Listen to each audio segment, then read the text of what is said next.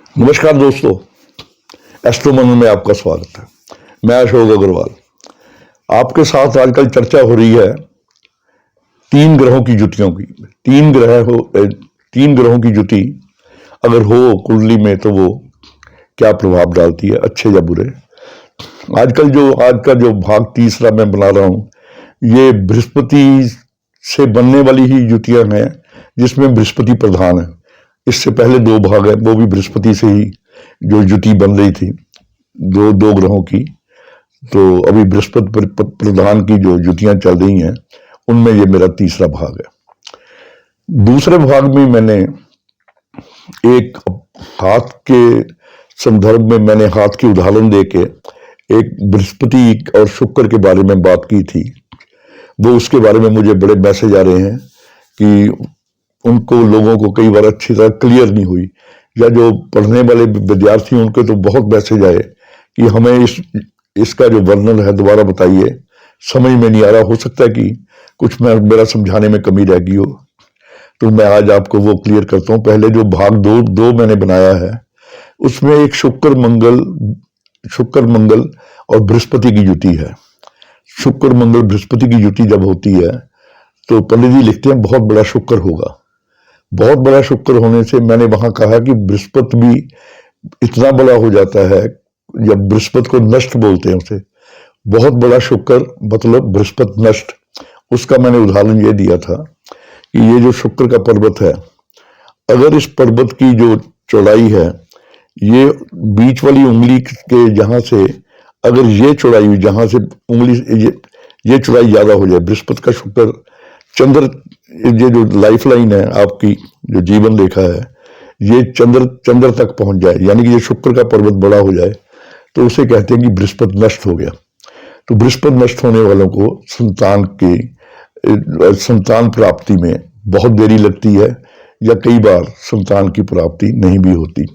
ये जो बृहस्पति नष्ट है, ये शुक्र बहुत बड़ा शुक्र होने से बृहस्पति नष्ट समझा जाता है।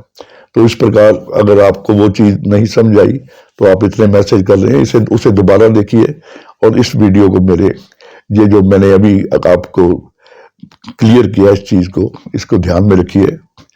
कई बार मैं कोई चीज बोलता हूं तो वो वीडियो के अंत में भी उसकी क्लैरिफिकेशन आ जाती है, या बीच में भी दे देता हूं, या किसी दूसरी ग्रह की वजह से भी उस जुति का या तो दुष्प्रभाव कम हो जाता है या बढ़ जाता है। इस प्रकार आपसे निवेदन है कि आप जब भी वीडियो देखें तो सारा देखें, ताकि आपको कोई मुझे मतलब इतना मैसेज करने की जरूरत ना पड़े। चलो खैर, आज भाग 3 शुरू करते हैं। इसमें भी बृहस्पति प्रधान जुतियां हैं ये सब, कि जिसमें बृहस्पति अवश्य है और उससे बने वाले दो ग्रह जब अन्य उनके साथ जुड़ते हैं बृहस्पति के साथ, 3 ग्रहों की जुति बृहस्पति के साथ बनती है, तो उससे जितनी पहले मैंने बताई हैं उससे आगे वाली जुतियों का आज जिक्र करेंगे। पहली जुति है इसमें बृहस्पति मंगल और शनि की। बृहस्पति मंगल और शनि अगर कुंडली में इकट्ठे होते हैं तो ये क्या फल देते हैं। तो यहां पे अगर ये जुति दूसरे घर में है, बृहस्पति मंगल और शनि की, फिर तो ये धन के लिए अच्छी होती है।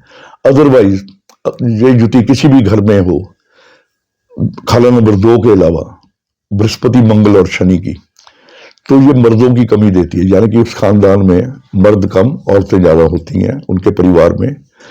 ऐसे व्यक्ति अपने दादा की या पिता की बनाई हुई सारी संपत्ति को नष्ट कर देते हैं या बेच देते हैं। जब तक उनकी अपनी कमाई ठोस अपनी कमाई शुरू नहीं करते, तब तक उनका जो नुकसान है धन का वो होता रहता है। उसके बाद अपनी कमाई करते हुए भी ऐसे व्यक्ति कई बार कर्ज में डूबे रहते हैं, या उनका कर्जा ही नहीं उतरता।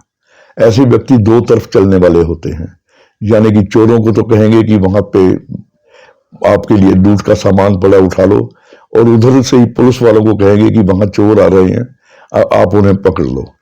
यानी कि दो तरफ चलने वाले होते हैं। तो पंडित जी हमारे उनको नारद मुनि कहते थे कि ऐसे व्यक्ति नारद मुनि होते हैं, किसी को उठा देते हैं, किसी को गिरा देते हैं, यानी कि लड़ाई करवाने में भी ये ऐसे व्यक्ति मशहूर होते हैं। यानी कि इनको चुगलखोर भी कहा जाता है कि ये चुगली इधर उधर करने वाले भी ये व्यक्ति होते हैं जिनके बृहस्पति, मंगल और शनि की आपस में युति बन रही हो। ऐसे व्यक्तियों को जो बृहस्पति के चीजें हैं, संबंधी हैं, यानी कि बाप दादा की जो कमाई है उसको तो बेच ही देते हैं, और बृहस्पति से संबंधित काम जो भी वो करें, सोने के काम, पढ़ाई के काम या एजुकेशन सेंटर खोलने, उनमें भी उनको घाटा पड़ता है। अगर यही युति खाना नंबर 2 में हो तो बृहस्पति यहाँ पे बहुत बुरा फल देता हुआ भी, क्योंकि इनके साथ मंगल और शनि है, मंगल शनि को 2 डाकू कहे गए हैं, तो उनके साथ जब बृहस्पति होता है तो ये भी चोर का बर्ताव करता है। मगर खाना नंबर 2 में जब ये युति होती है तो जितने मर्जी हालात और तरह के खराब हो, मगर धन की कमी ये युति नहीं होने देती, विशेषकर खाना नंबर 2 में बृहस्पति, मंगल और शनि हो। अगली युति है बृहस्पति, मंगल और केतु की। चाहे अपनी किस्मत और केतु का संबंध, यानी कि अपनी किस्मत और जो संतान है वो 45 साल उम्र तक कष्ट देगी। संतान का ना होना या संतान का खराब हो जाना या संतान का बिगड़ जाना या संतान से कोई और अन्य कष्ट, ये 45 साल की उम्र तक रहता है जब बृहस्पति, मंगल और केतु की युति होती है। मगर 45 साल की उम्र के बाद तो पंडित लिखते हैं कि लंगड़ा भाई भी हो अगर तो वो मददगार होगा, यानी कि भाई अगर किसी तरह से कमजोर भी होगा तो ऐसे भाई की वो मदद करेगा।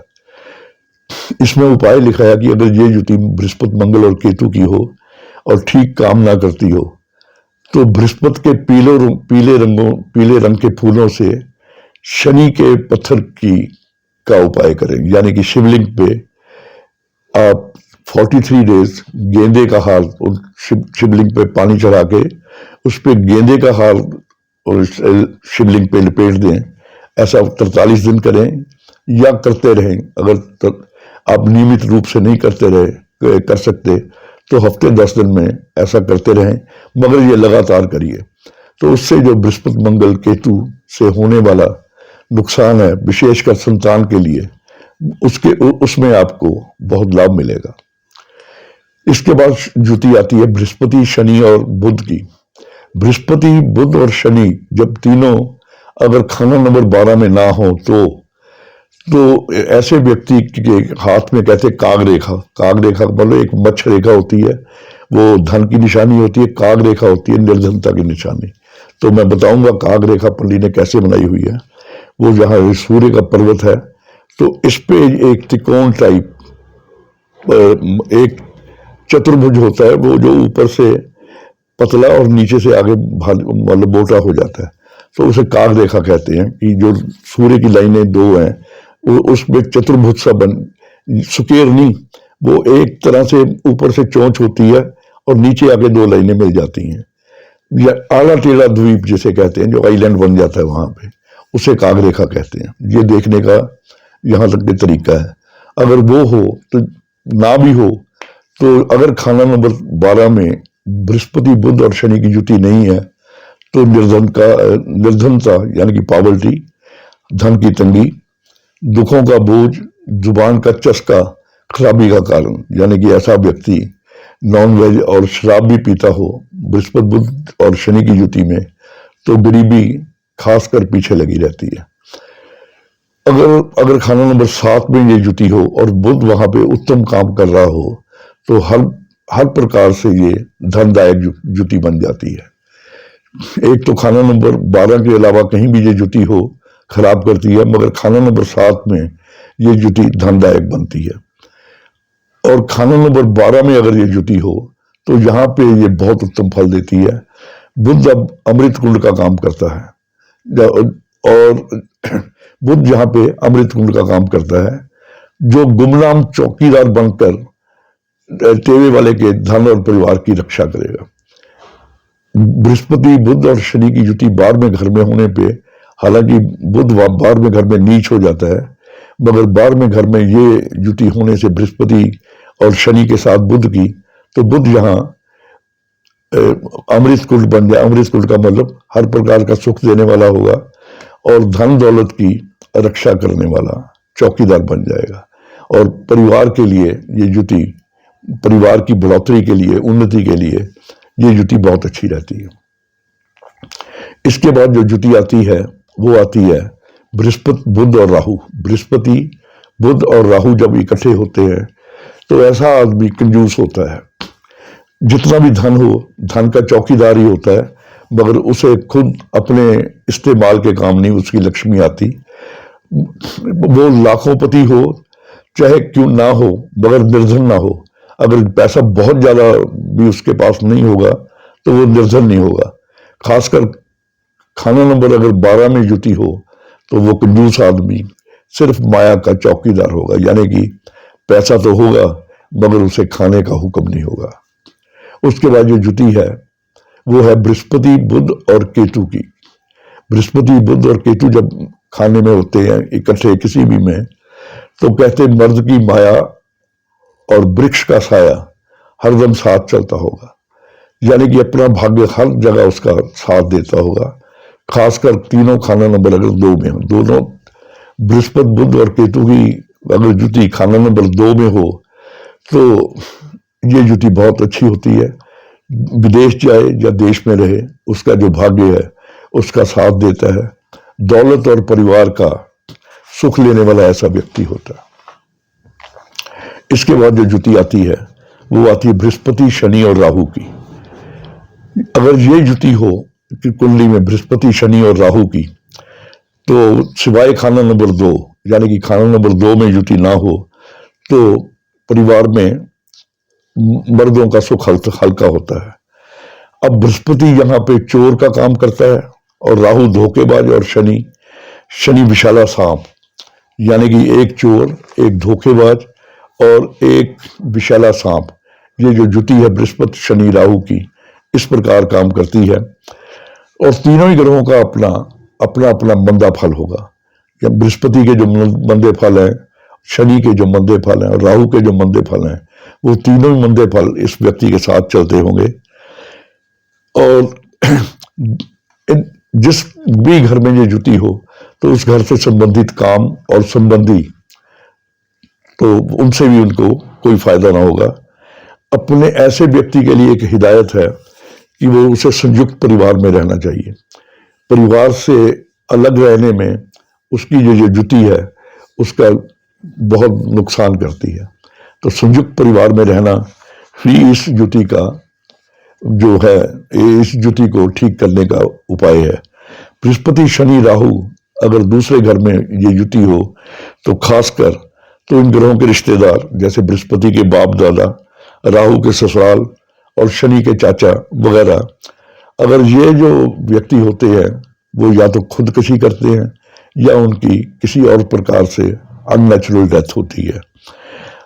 ये विशेषकर तब भी हो सकता है अगर ये जुटी के आसपास कहीं कब्रिस्तान या शमशान लगता हो तो ये जुटी बहुत ज्यादा हानिकारक हो जाती है।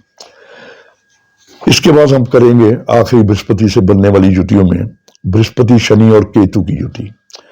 बुरी और मंदी हवा के हमलों से संतान के बहुत कष्ट आए।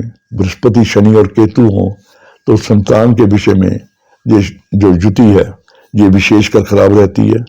और केतु से संबंधित जो रिश्तेदार हैं और काम हैं वो भी इनमें मंदे रहते हैं।